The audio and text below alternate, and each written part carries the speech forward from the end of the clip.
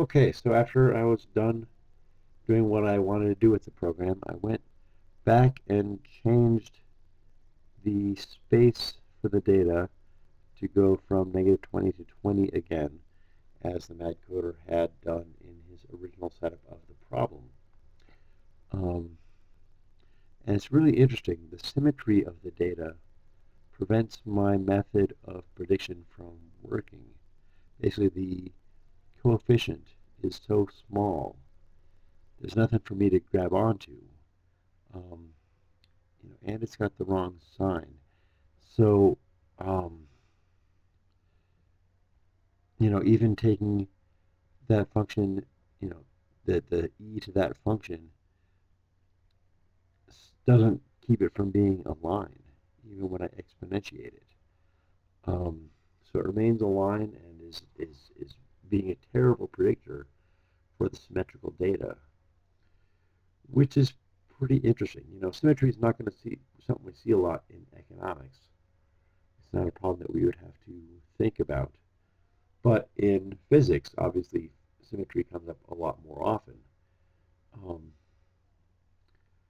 it just kind of makes me think about the different techniques of the different sciences, right? When I was in a philosophy of science class, the teacher asked, is there something that all the sciences have in common?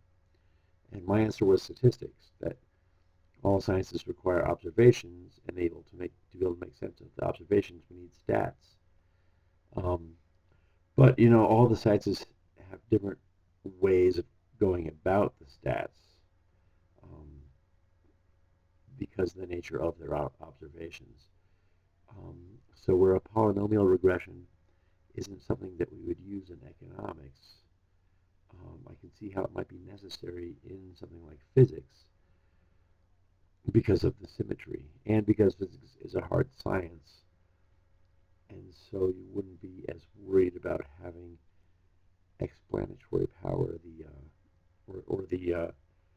the negative side effects of a polynomial regression that Matt Coates at Midnight was talking about.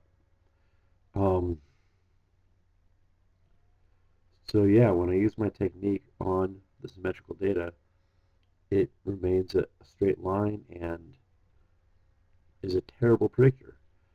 So I think I learned a lot by going through this exercise, and I